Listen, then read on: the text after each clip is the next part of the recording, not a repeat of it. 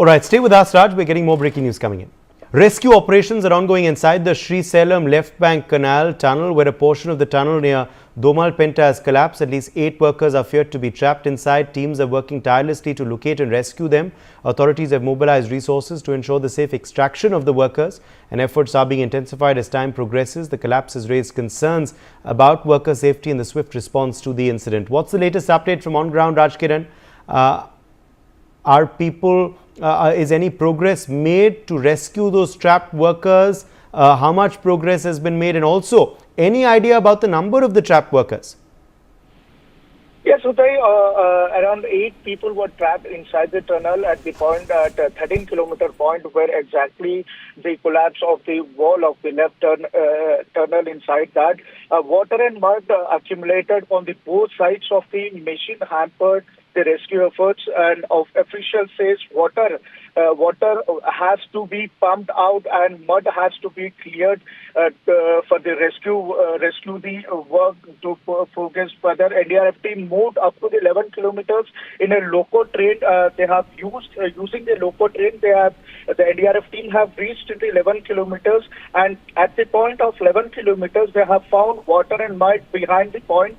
So they couldn't reach to the 13 kilometers point. Now the rescue team are clearing the water and the debris which are at the 11 kilometers point. After removing that, only the NDRF team can reach to the 13 kilometers point where these trapped persons were there. Till now, they try to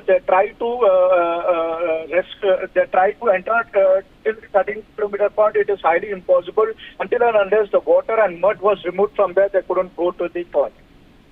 All right, Krishna Mitru, disaster management expert, in fact, also joins us now live. Krishna Mitru, what now should be the priority of the rescue teams on ground as they continue to make efforts to get out the trapped workers as soon as possible and hopefully alive?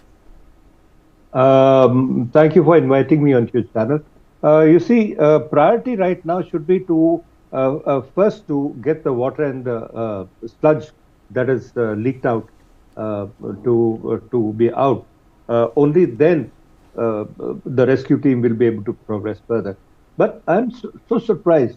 What the first reaction comes to my mind is, was no soil study done on that?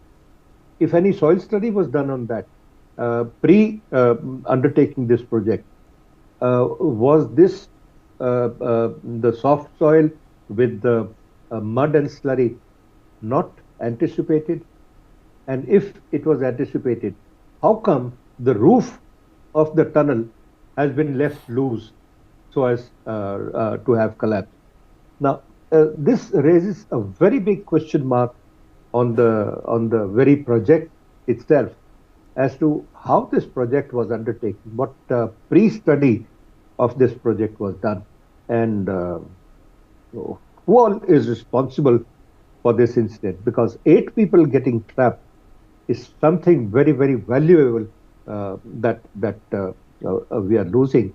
And I don't know, in India, repeatedly, I have seen so many cases. Just 2 years ago, there was a big collapse in J&K area.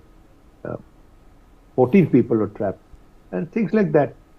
How come the government can allow such carelessness over and over again? I understand if it can happen once and we learn lesson from that. Are we still proactive or preactive?